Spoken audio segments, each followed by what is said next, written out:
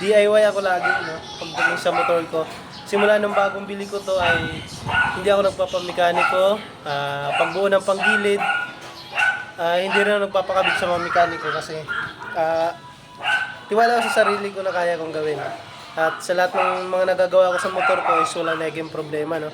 All goods naman lagi. So ngayon naman, ang gagawin ko is babaklasin ko itong gulong. So first time ko ngayon magbabaklas ng gulong dahil nga di pa ako nakapagbaklas ng gulong ng mga scooter. Nababaklasin ko pipe, itong shock na isa kasi dual shock nga sa Aerox, tapos itong swing arm niya. Yun. So first time kong babaklas ngayon at papakita ko sa inyo. Size 14.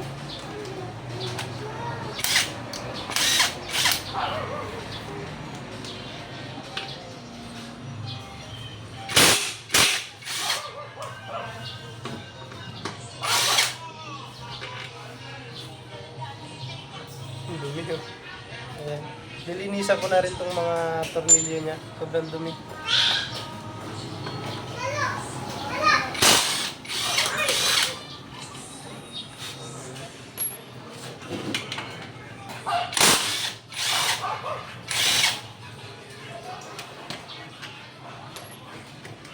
So ayun, mabilis lang. Tanggal agad yung pipe natin. So itong pipe na gamit ko is ORBR. Ayan. So, nung kinabit ko to is di na ako nagpa-remap o kung ano may mga sinasabi ng iba na kailangan magpa-remap.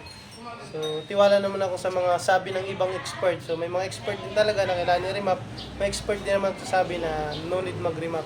As long as nagpalit ka ng pipe, magpalit ka na rin ng panggilid para sabay yung hatak mo at ano ng pipe mo. So, tiwala din ako gawa ng ang butas nitong elbow is di nagkakalayo sa stock. So parang stock pa rin talaga yung anuhan ng hangin. Nakaharang pala itong ano, ayan. So baka tanggalin ko pa itong elbow galing sa ilalim. Kasi hindi ko ito matatanggal na tornilyo. Kita ba? Ayan, itong tornilyo is kailangan tanggalin pati ito. Then ito. So ito gold na rin to. Na nagpalit na ako para medyo okay. So, pag natanggal na to, siguro mabilis na to tanggalin. No? So, yan. Try natin. Tanggalin muna. Si mother sasampay. Yan lang.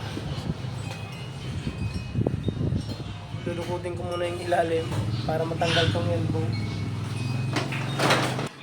Ayan, 12 yung size ng ano.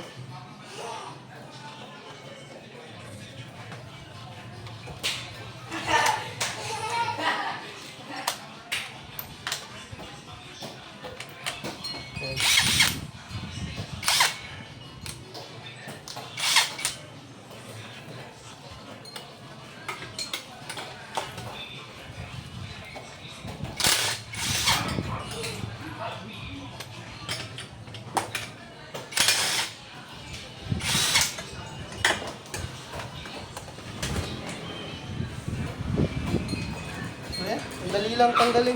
Dalawang tornilyo lang. Basta may impact wrench ka, wala kang problema, hindi ka nagtatagal. So, ito yung sunog ng ano ko, ng elbow, kung nakikita nyo. May pagka-titanium na, no? So, ilang months na rin to sa akin. Kaya ganito na siya. Gold, titanium yung kulay niya. Medyo nasusunog din kasi ito pag matagal. At yung kulay niya ay nagte-titanium na. May pagka-gold. Size 12 lang naman yung ano dito. Wala naman pong nut sa loob. Diretso na siya.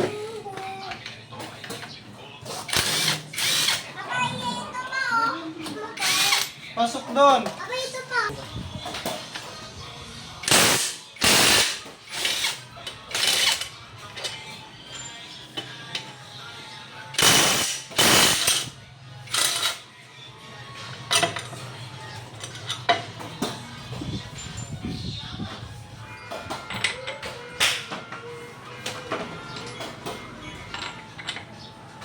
May mga ano ako na malalaki.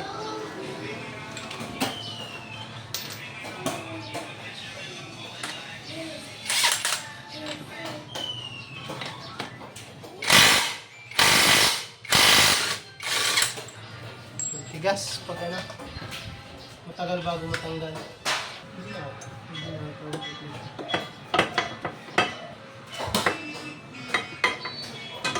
Ayun, pwede na pala. Diretso. So, hindi na kailangan yung nandito. Babalik na natin. Ayan, pakita natin sa inyo. So, ito guys. Yan. So, madali na lang naman to, alam mo. Tapos ito, hugot na lang. Ayun, hugot na lang. Madali na. So, siyempre, nakaharang ko. Ayun, kaya na. Hindi ko natatanggalin. Angat lang natin. Sugutin ko na yan. Wala tayong lagayan na maayos.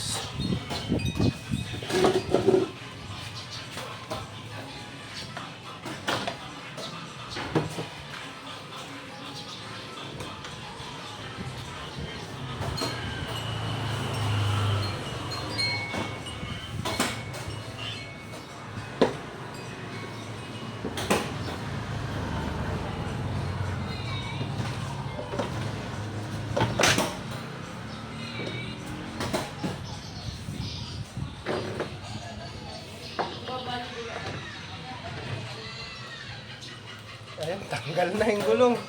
Di ba? Napakadali. So, ang laki ng gulong guys. Ano ba size nito? Size 14. Hindi nagkakamali. No? Ayan, size 14 nga. So, tanggal na. Bigat din pala talaga, no?